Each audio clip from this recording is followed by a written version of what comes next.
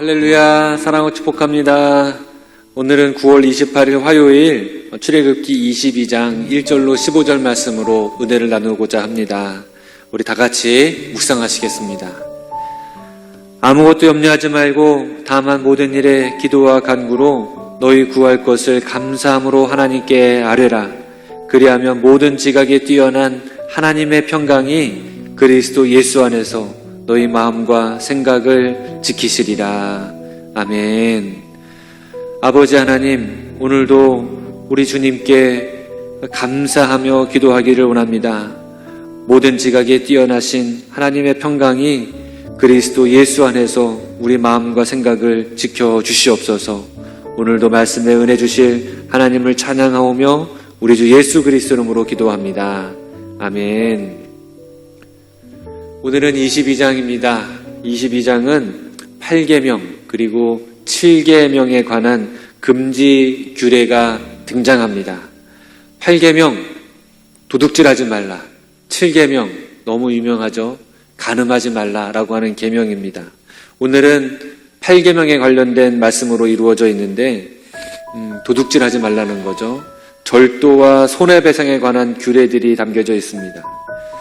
성경은 여러 군데에서 이 도둑질에 대해서 굉장히 경고를 많이 하고 있습니다. 그리고 오늘 말씀에서도 도둑질을 다른 범죄들보다도 중벌로 다스리는 모습을 볼 수가 있어요. 이렇게 도둑질을 중벌로 다스린다고 하는 것은 미리 큰 경고를 해서 도둑질을 근절시키려고 하는 목적이 있는 겁니다. 사형 같은 것들이 그런 거죠. 엄격하게 해서 근절시키려고 하는 목적이 있는 거죠.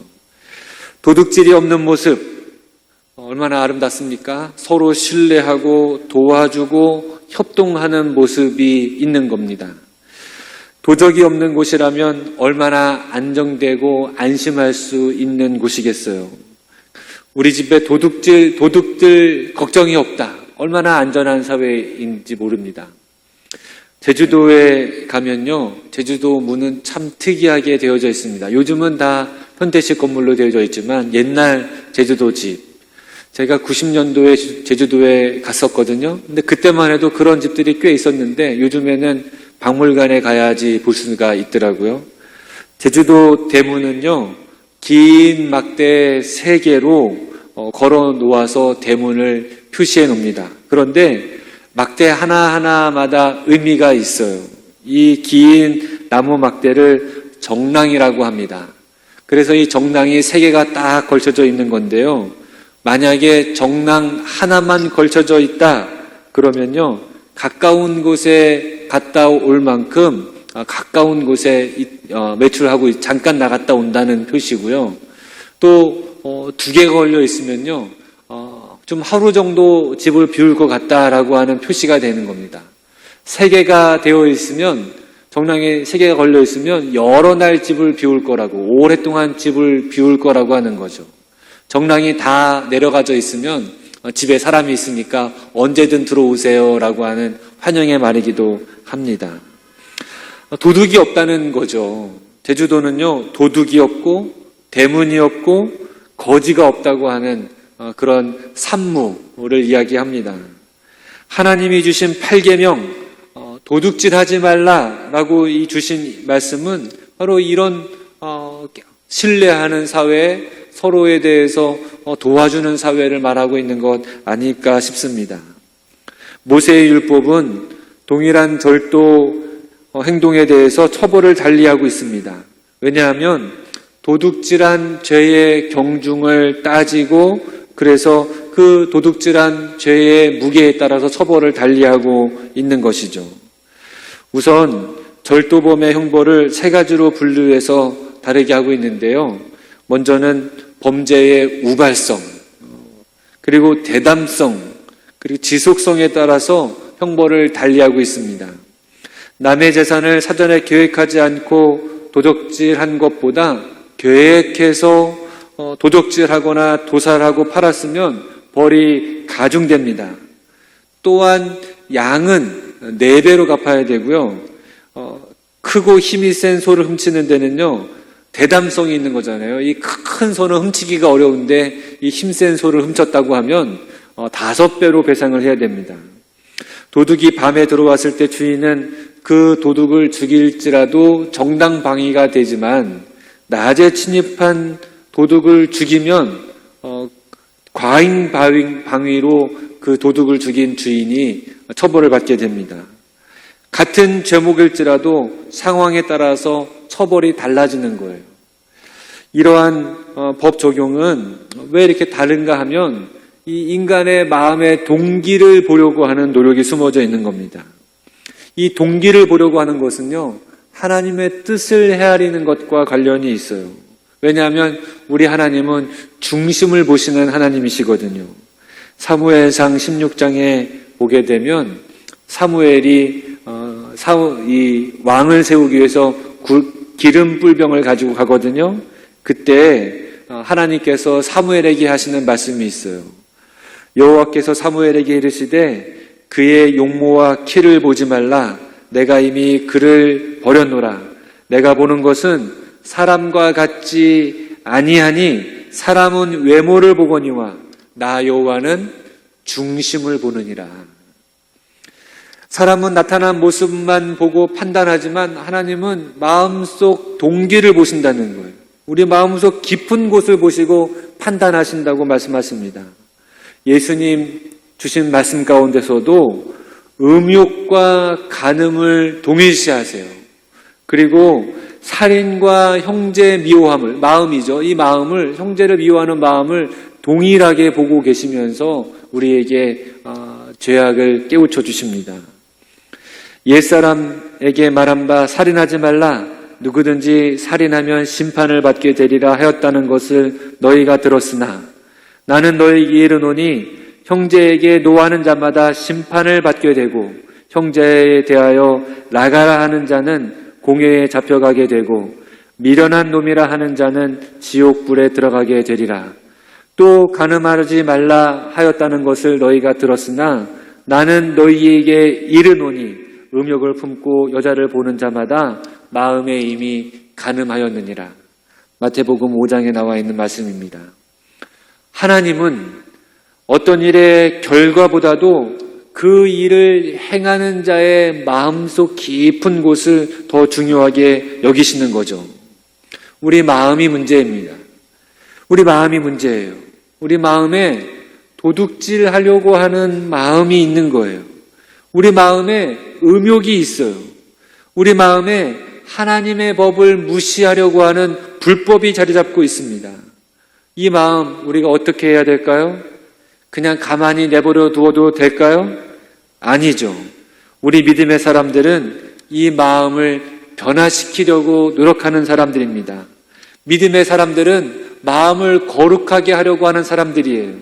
믿음의 사람들은요, 도둑질하려고 하는 죄악된 마음을 욕심 없는 예수의 마음으로 전환시키는 사람들입니다. 빌립보서 2장 5절에 너희 안에 이 마음을 품으라 곧 그리스도 예수의 마음이니. 이러한 점에서 우리들은요, 우리 마음을 그리스도 예수의 마음으로 바꾸는 것이 중요합니다.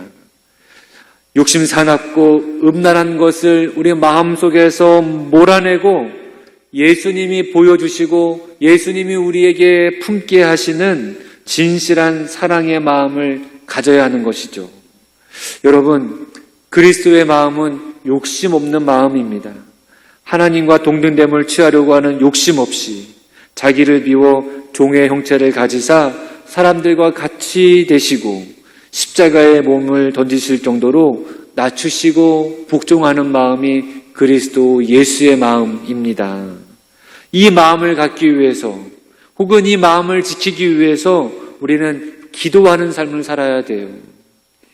아무것도 염려하지 말고 다만 모든 일에 기도와 간구로 너희 구할 것을 감사함으로 하나님께 아뢰라. 그리하면 모든 지각에 뛰어나신 하나님의 평강이 너희 그리스도 예수 안에서 너희 마음과 생각을 지키시리라. 여러분, 이 말씀 꼭 간직하시기를 바랍니다. 이 아침에 우리가 기도할 것 많아요. 하지만 오늘은 우리가 그리스도 예수의 마음, 우리 마음 되게 해달라고 기도해 보지 않으시겠습니까?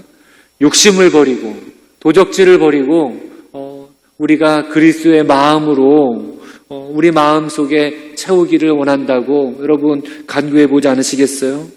가식된 것 벗어버리고 남의 것 탐내는 마음, 남이 가진 것 부러워하고 그렇게 되기를 바라는 욕심산한 우리 마음을 벗어버리도록 도와달라고 여러분 우리 하나님께 간구해 보시지 않으시겠습니까?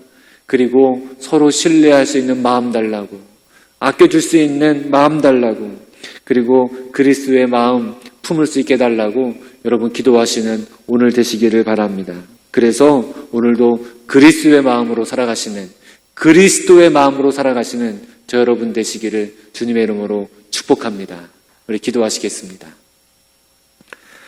할렐루야. 사랑과 은혜가 충만하신 아버지 하나님, 오늘 우리에게 주님의 마음 더해 주시기를 원합니다. 거짓된 마음, 욕심 사나운 마음, 죄악된 마음, 도둑질하려고 하는 도둑질 많은 그런 마음 벗어버리게 하시고 예수의 마음 갖게 하셔서 중심을 보시는 하나님 앞에 부끄러움이 없도록 인도해 주시옵소서. 오늘도 우리의 삶 주님께 의탁하오며 예수님의 이름으로 기도합니다. 아멘. 여러분 오늘도 말씀의 은혜 속에 들어가시기를 주님의 이름으로 축복합니다.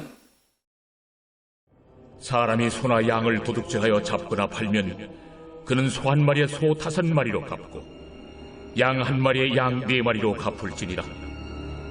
도둑이 뚫고 들어오는 것을 보고 그를 쳐 죽이면 피 흘린 죄가 없으나 해돋은 후에는 피 흘린 죄가 있으리라. 도둑은 반드시 배상할 것이나 배상할 것이 없으면 그 몸을 팔아 그 도둑질한 것을 배상할 것이요, 도둑질한 것이 살아 그의 손에 있으면 소나 나귀나 양을 막론하고 갑절을 배상할지니라. 사람이 밭에서나 포도원에서 짐승을 먹이다가 자기의 짐승을 놓아 남의 밭에서 먹게 하면 자기 밭에 가장 좋은 것과 자기 포도원에 가장 좋은 것으로 배상할지니라. 불이 나서 가시나무에 댕겨 낯간이나 거두지 못한 곡식이나 밭을 태우면 불러온 자가 반드시 배상할지니라. 사람이 돈이나 물품을 이웃에게 맡겨 지키게 하였다가 그 이웃집에서 도둑을 맞았는데 그 도둑이 잡히면 갑절을 배상할 것이요, 도둑이 잡히지 아니하면 그 집 주인이 재판장 앞에 가서 자기가 그 이웃의 물품에 손댄 여부의 조사를 받을 것이며, 어떤 이런 물건, 즉 소나 나귀나 양이나 의복이나 또는 다른 이런 물건에 대하여 어떤 사람이 이르기를 이것이 그것이라 하면 양편이 재판장 앞에 나아갈 것이요, 재판장이 죄 있다고 하는 자가 그 상대편에게 갑절을 배상할지니라. 사람이 나귀나 소나 양이나 다른 짐승을 이웃에게 맡겨 지키게 하였다가 죽거나 상하거나 끌려가도 본 사람이 없으면은 두 사람 사이에 맡은 자가 이웃의 것에 손을 대지 아니하였다고 여호와께 맹세할 것이요, 그 임자는 그대로 믿을 것이며 그 사람은 배상하지 아니하려니와, 만일 자기에게서 도둑 맞았으면 그 임자에게 배상할 것이며, 만일 찢겼으면 그것을 가져다가 증언할 것이요, 그 찢긴 것에 대하여 배상하지 아니할지니라. 만일 이웃에게 빌려온 것이 그 임자가 함께 있지 아니할 때에 상하거나 죽으면 반드시 배상하려니와, 그 임자가 그것과 함께 있었으면 배상하지 아니할지니라. 만일 세낸 것이면 세로 족하니라.